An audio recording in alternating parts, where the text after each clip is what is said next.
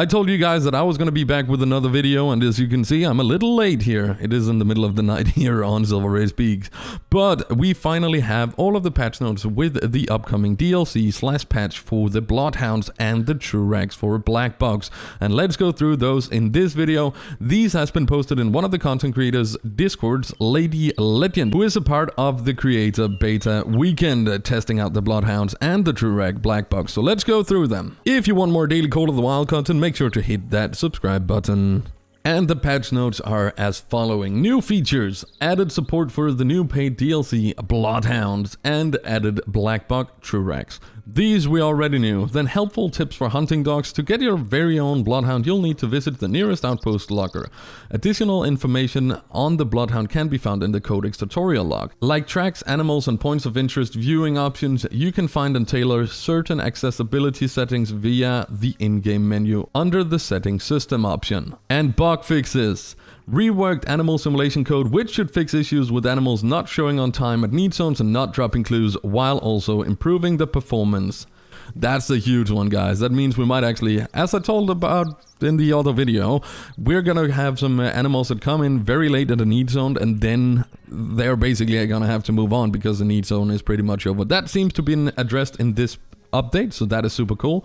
The Alexander traditional longbow from Silver Ridge Peaks can now be used to complete several bow hunting missions in Layton Lake and Hirschfelden as well. Another neat little fix. Fix several issues resulting in animals falling out of sync between players in multiplayer games.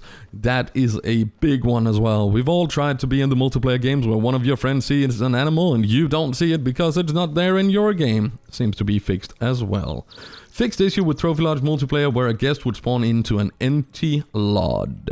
So this time, you're not gonna have that place on the ground where there's simply just no lodge missing anymore. Well, the lodge is missing, but the update should fix it. You get what I mean.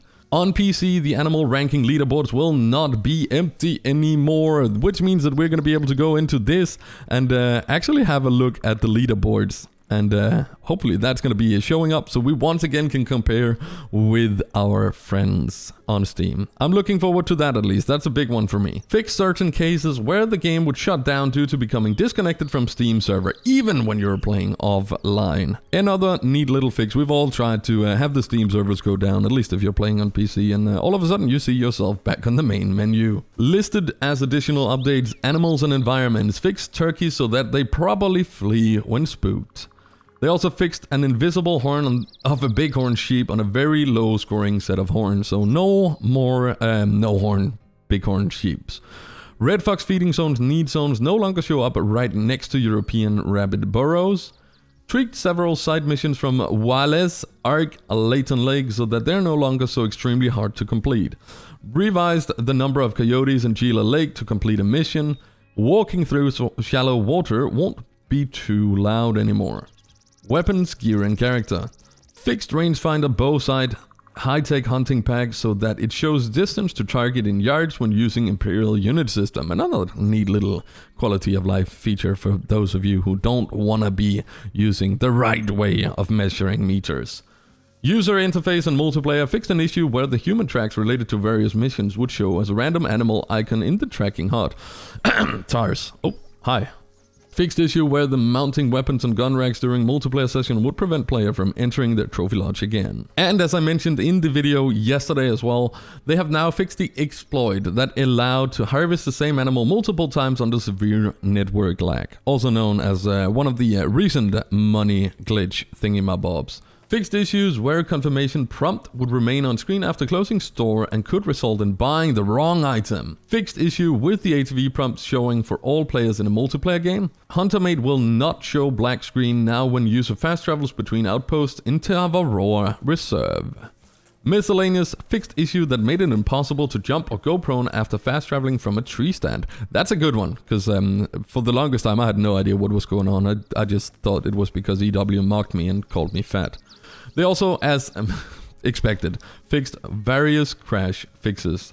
Also, they've listed some improvements. New left and right stick dead zone settings in system gamepad menu. New mouse smoothing option in system keyboard/mouse menu. Text chat in multiplayer is now supported for Russian, Japanese and simplified Chinese, only on PC. Games and systems language need to match. There is now a warning: if you bind the same key button to multiple actions, it's still possible to do it, but it will help you to avoid an error and give you a chance to cancel if you made a mistake. Another neat little quality of life stuff. I love when they do this stuff that just, you know, it's going to be such a small thing for them to do, but it could actually be a huge thing for us to just save us some time and some headaches. Also, we added a limit of maximum 5 trophy lodges of each type. This is needed to solve a certain save issue and ensure they won't happen in the future. Your lodges won't be deleted if you're over that limit, but you won't be able to create more lodges.